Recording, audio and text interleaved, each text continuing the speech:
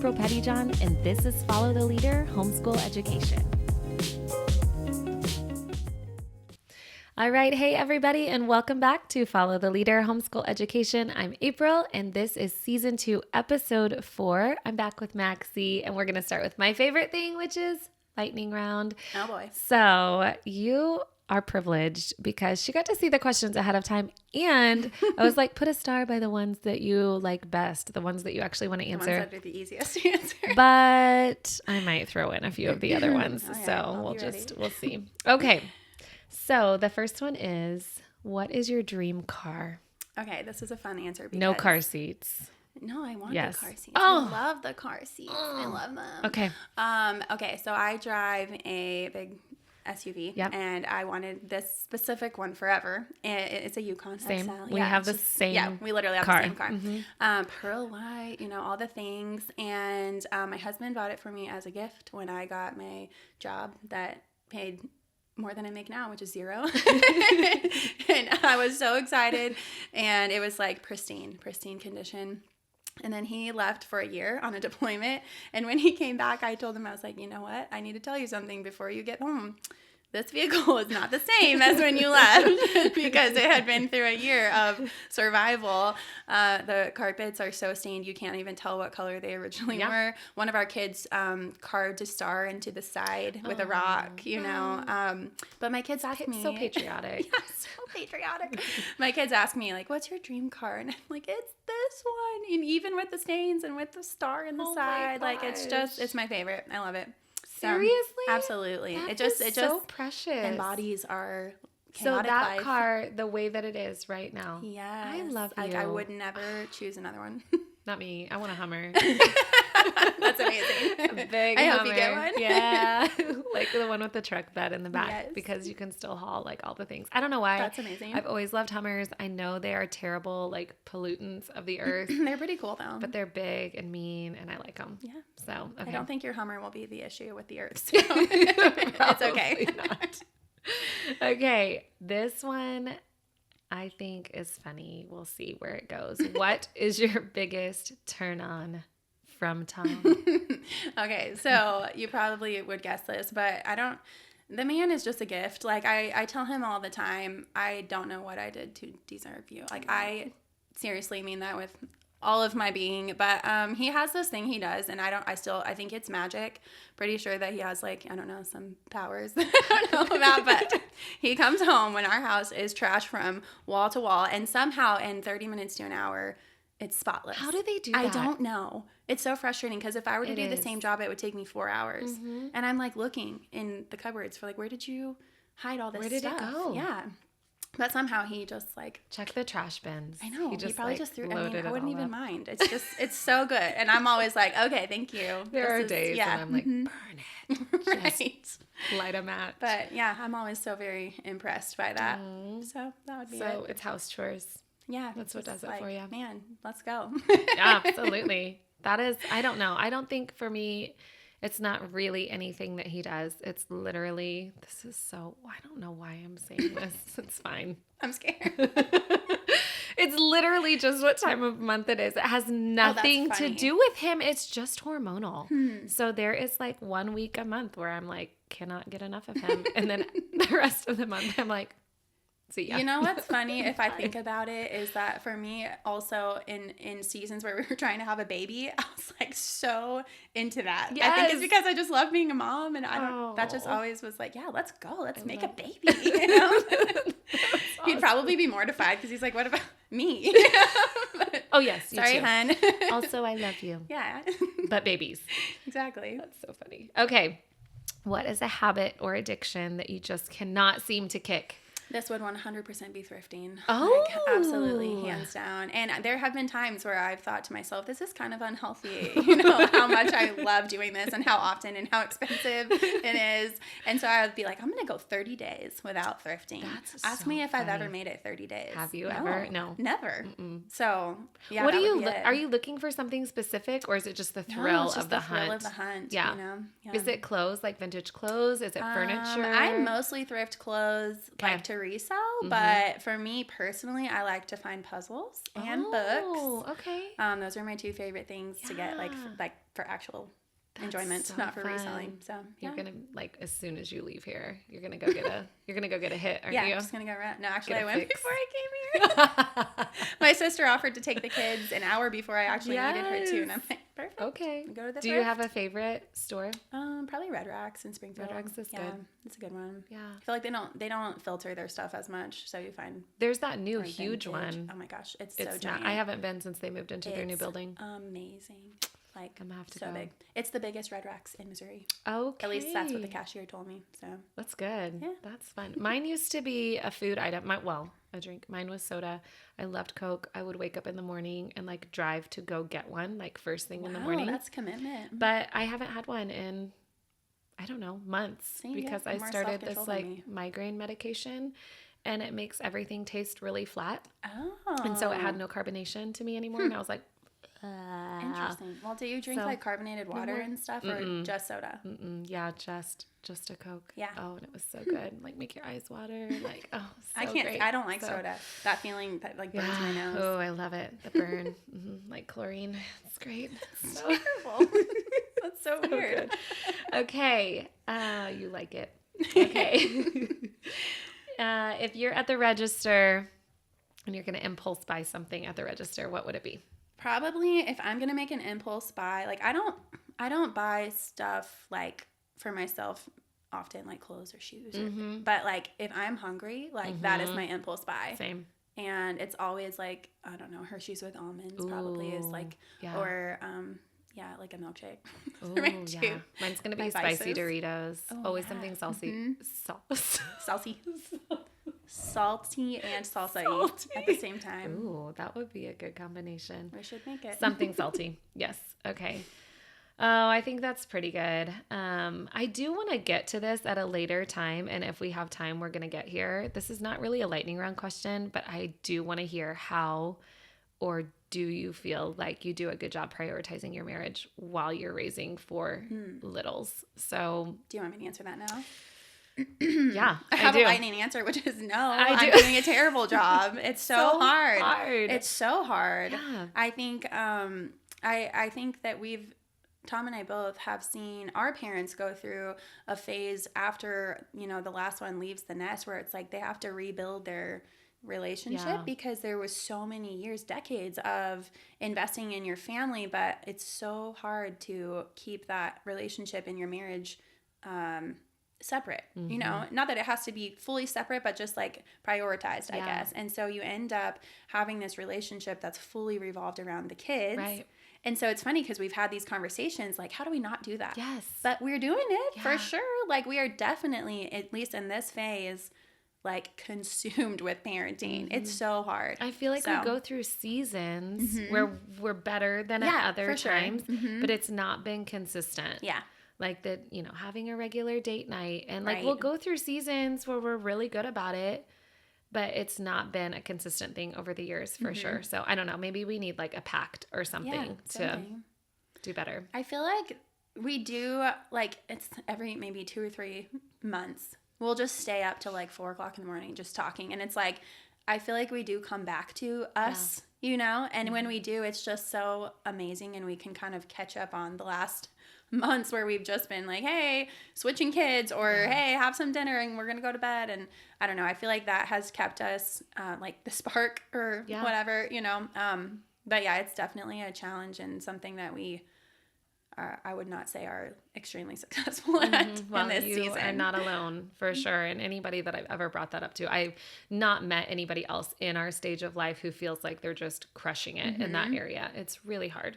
So, okay, I do want to jump into parenting, homeschooling specifically, while dealing with a personality that struggles with ADHD, anxiety, depression. So I don't know how you want to tackle this. You want to talk about your story, your struggles, and then, I'll be vulnerable and talk about mine as well. Let's just jump in and see where it goes. So I love this topic, and I'm so glad, because when you first asked me to be on this podcast, my initial thought was literally like, I have nothing to give as far as wisdom. I haven't written a book. I have written a book. Yes, but not like one that's published or anything. But it's gonna be someday. Soon. Prophetically, Someday. that book is gonna be published. It is so good, you guys. Listen, it's so good. It's a kid's book for moms.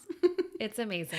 Yeah. So, but yeah, I felt like a little bit inadequate, and you mentioned the topic of anxiety, and the Lord was like, that is what you need to talk about. And it was one of those cool moments where it's like something that has been a negative my whole life, you know, and like something that I just really struggle with and don't like about myself. Right. And it was like the Lord's like, my power is made perfect in your weakness. Like this is something you have to give. This information or your experience can help someone else who's feeling the same way. And so I was like humbled and thankful and also cracking up because I'm like, of course, if I was ever to be interviewed on a podcast, it would be on anxiety, you know, but like, I'm so excited, really, truthfully, I am. Like, I just think it's a privilege to talk about. So I think So is it something that you noticed in yourself as a child? Yeah. Okay. Mm-hmm. Yeah. I started having panic attacks when I was 8 years old, like very young. Okay. How does that manifest for you when you say I started having panic attacks? What does that look like? So as a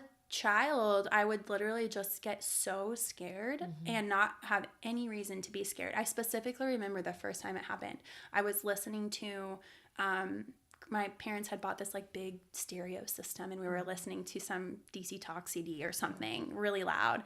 And I just got scared. Like I was like, somebody's going to come in our house. Like what if someone comes in our house and gets me? And like, but it was not like at night or I wasn't alone. I was in the kitchen. Everyone was dancing around. Like it was just a really odd time. And so it just like, manifested as like fear. Yeah. Mm-hmm. Yeah. So I feel like I just had some childhood experiences that would like lend itself to anxiety. And I think that growing up now, I've been able to start to realize where those things are rooted, you know, like as an adult now when I get, and not even as an adult, as like in the last 2 years, when I have a panic attack now, I can really look back and like understand my triggers and understand the root. And so it's been really helpful because I've been able to work through even retroactively a lot of the anxiety that I've carried for so long. So yeah. Mine started later in life. And as I kind of look back to being a child, I see that there were probably some signs of that earlier on, but I didn't realize it at the time. But I had some like pretty traumatic things happening, like surrounding Ella's birth. So when I had her, I was super young when I had her. I was 19, and it was a very traumatic like conception and birth story. And so I remember having my first panic attack after seeing her birth father. I hadn't seen him. And so I saw him, he didn't see me. It's a whole Jerry Springer story. Oh my gosh. But, and just that feeling like if you've never had that before, I didn't know what was going on with me. And I was in the car by myself, and I remember stopping like at a fire station. I pulled over on the side of the road, and I was like knocking on their door because I was like, something's wrong with me. I can't breathe. Something's wrong with my heart. Like there's something wrong with me. And my mom had like had heart issues. So that was like another thing in my mind that was just like feeding my fear, you know? And so they were so sweet. And I remember them like taking my blood pressure and, you know, like helping me and stuff.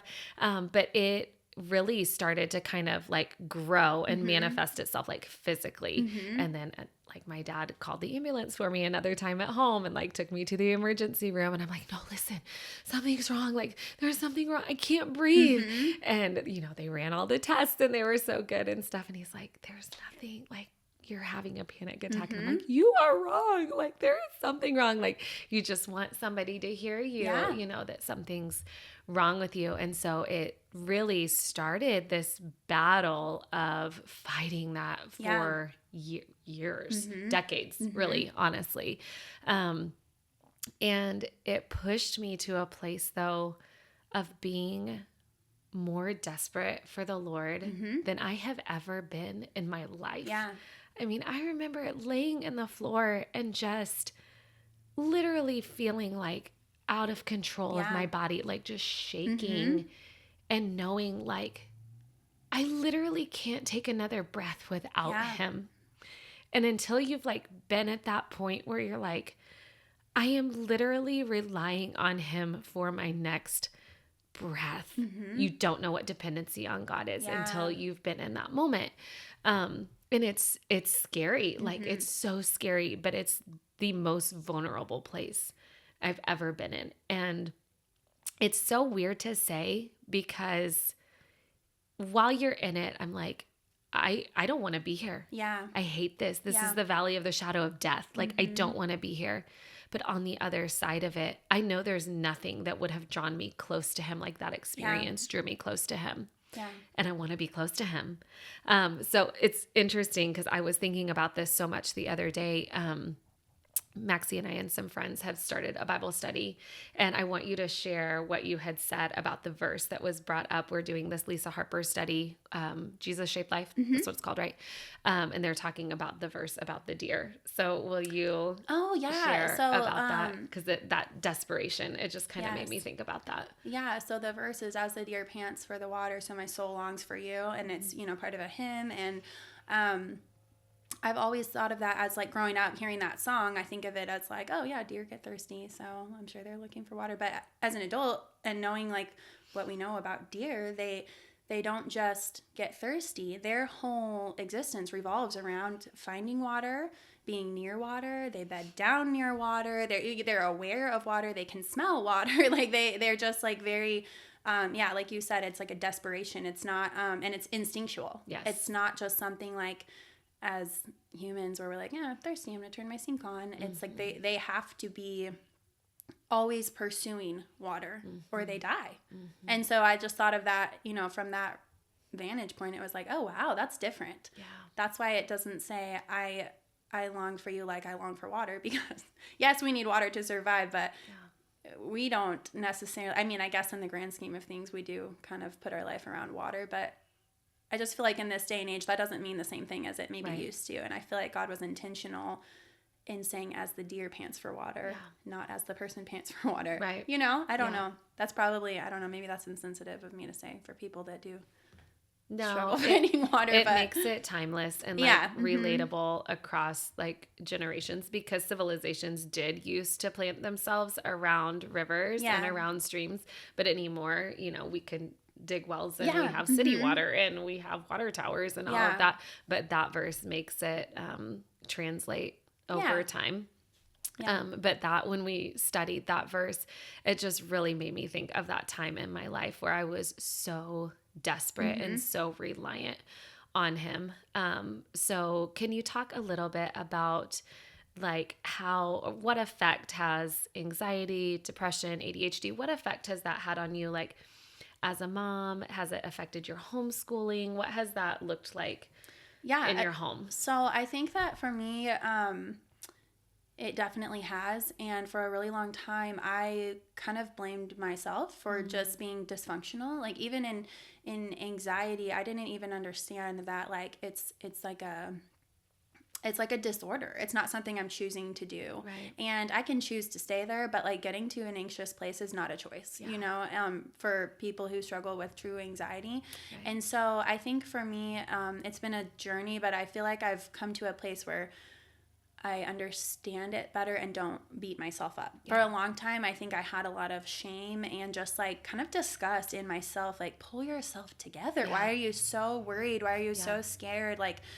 I know the truth. And even sometimes Tom would say, like, do you even believe what you say you believe? Because this isn't that. And I'm like, I do, I think, you know? And so it's just like, and he didn't mean that in like a harsh way, but just, it's true. Like it's this war within yourself. Yeah. And it's like, I think that's a good way to put it. It is a war. And like I said, like, we're not in control of the attack on our mind, but we can control what we do with that. And I think that's where I've like basically planted myself, is to try to understand it more and to try to mitigate the effects, if that makes sense. So trying not to let a panic attack derail my day or my week or what it used to before.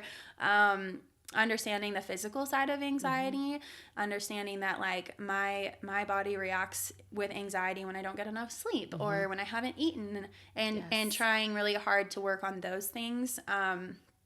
And yeah, just like working on understanding what triggers me, or like what the root of anxiety is. I think if anyone is struggling with anxiety, I think that it's so important to get to the understanding of the root. Like for me, I struggled with control. So like for so many years, just anything I couldn't control made me so anxious. And I didn't even know until my dad passed away that I was completely blindsided as a child when my grandpa passed away. And that put a deep root of like, I have to be aware of everything and in control of everything all the time. And I had no idea until my dad passed away and I felt those same feelings. I was like, oh, but understanding that has given me so much freedom to call it out. Like when I feel that again, it's like, oh, I have this feeling because I felt out of control as a child.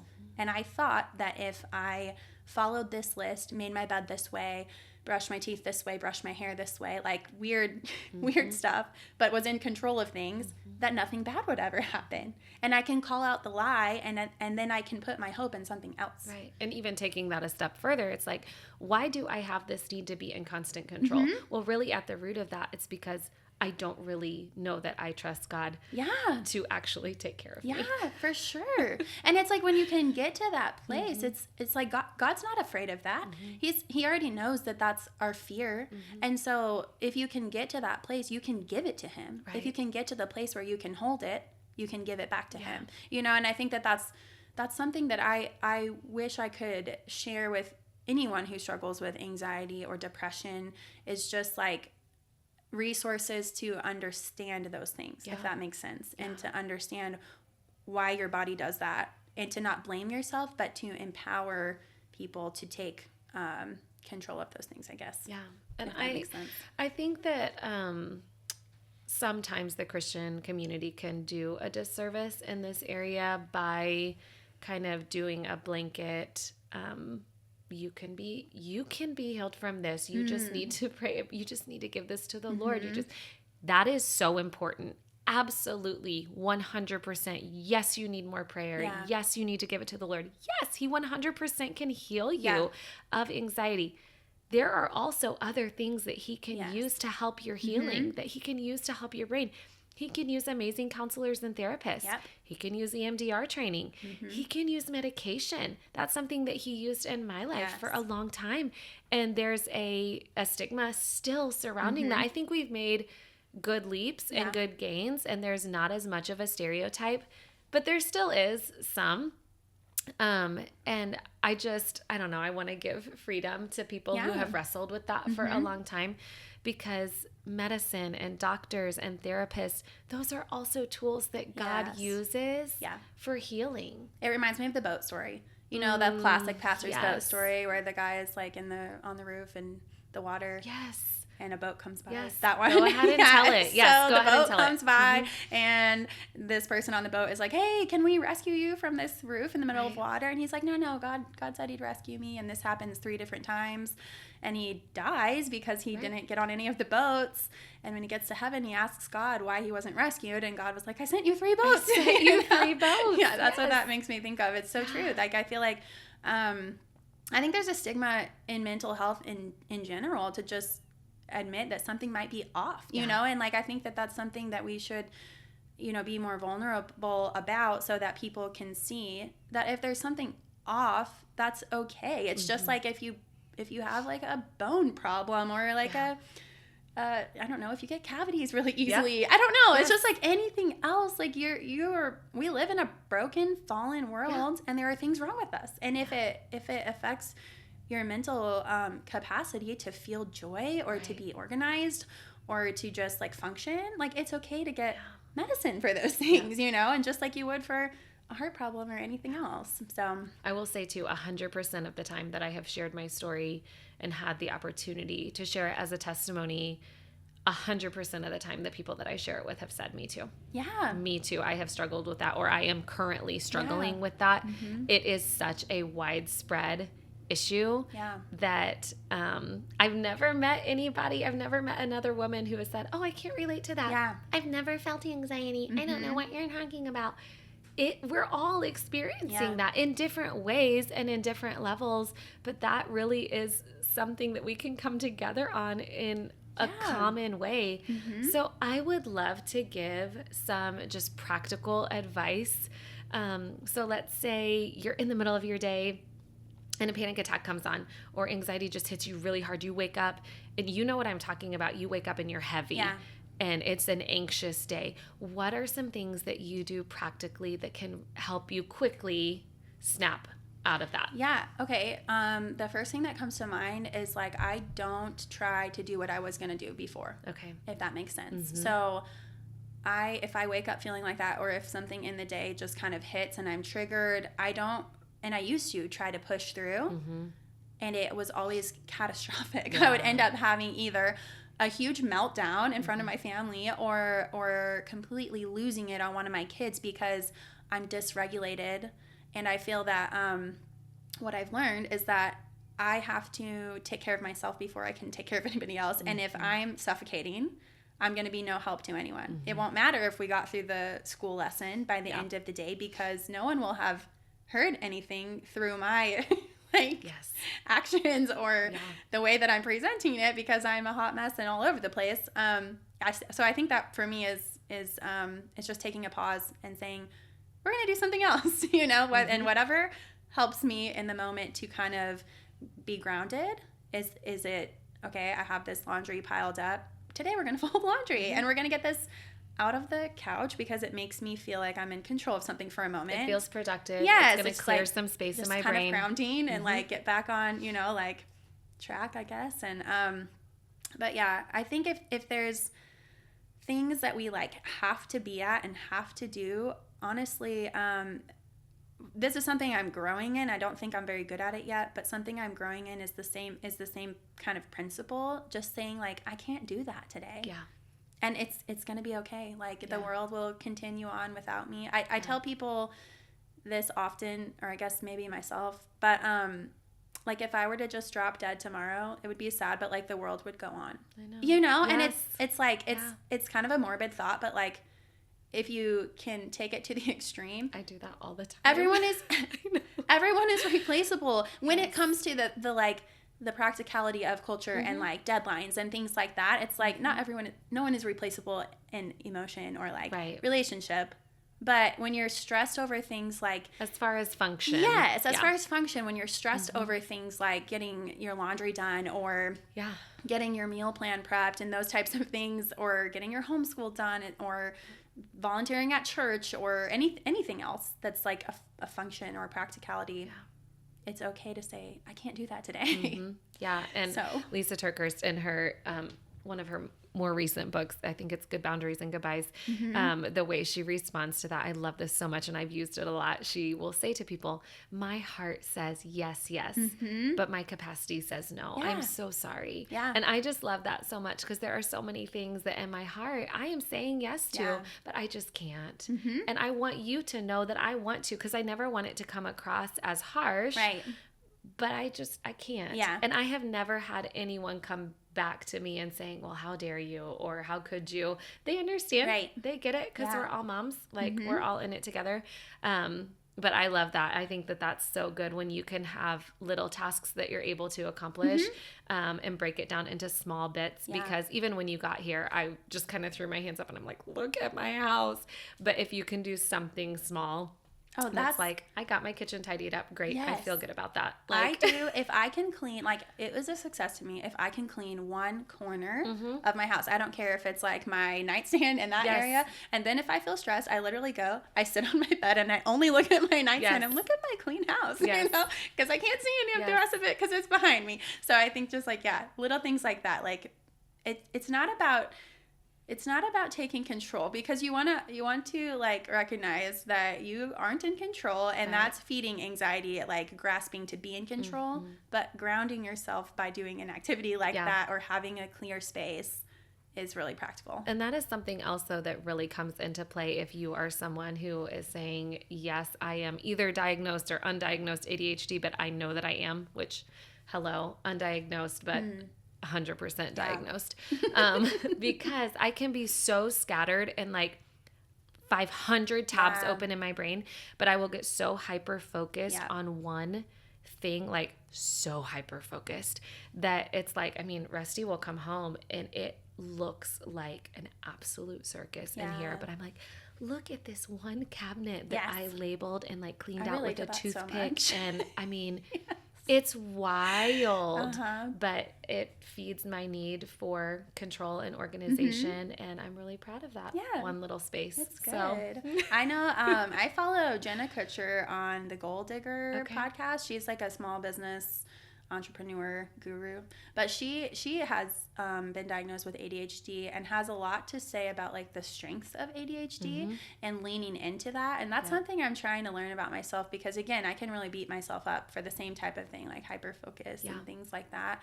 But it's really like, it's kind of a tool that you can use also, like if you know, like, because when we're focused, the things that we're able to accomplish, it's pretty remarkable. Yeah, absolutely. And actually like leaning into that with our kids the other night, Noah was pretty dysregulated emotionally.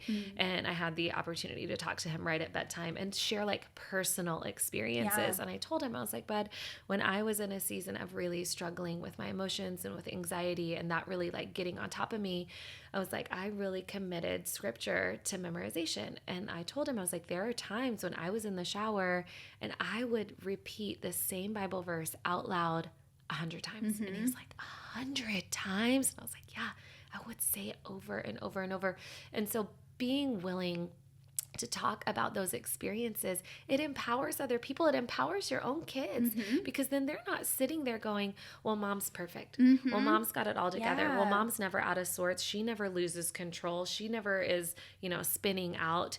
If they see that in you sometimes, and then you're able to circle back and say, I'm sorry, I didn't have self-control, or they see how you handle it, that's just going to give them strength and power to be able to handle their own emotions in a positive and healthy way.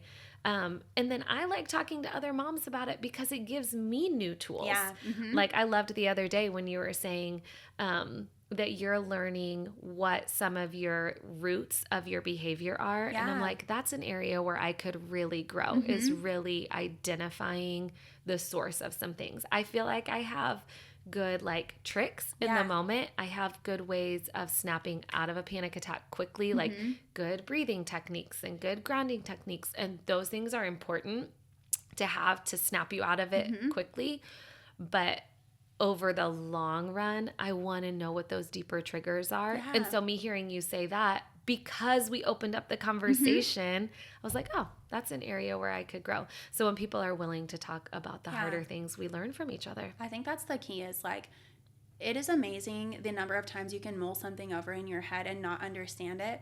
But the second you say it to someone else, either you say it out loud and think, oh, that's how that's connected. Or that person is able to see, like, hey, from an outside perspective, I see that these two things are connected. And the power in that is phenomenal. I think that's why, the enemy's, one of his greatest tools is to keep people isolated. And we say it all the time, but I feel like we still have, like you said, like a stigma around mental health or mental health struggles, to where there are still so many people who don't feel they have the space to talk about it. We've talked about this before. If you really sit down, even casually, and directly ask someone a question, what people will open up and talk about is just insane, with almost little to no prompting.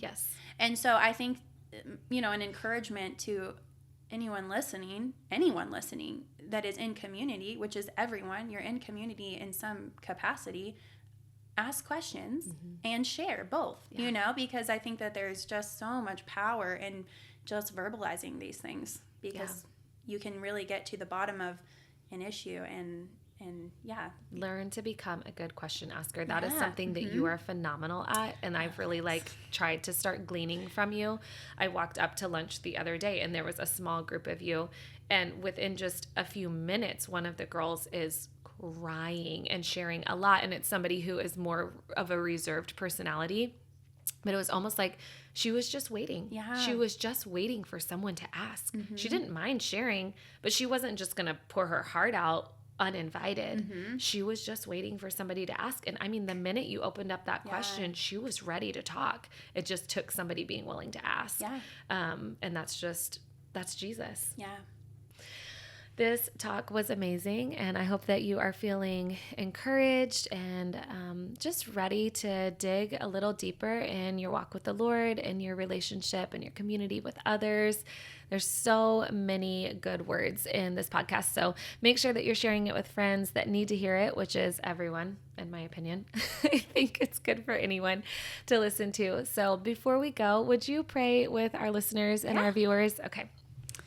God, I just thank you so much for technology and the opportunity to have a conversation with many, many people at the same time.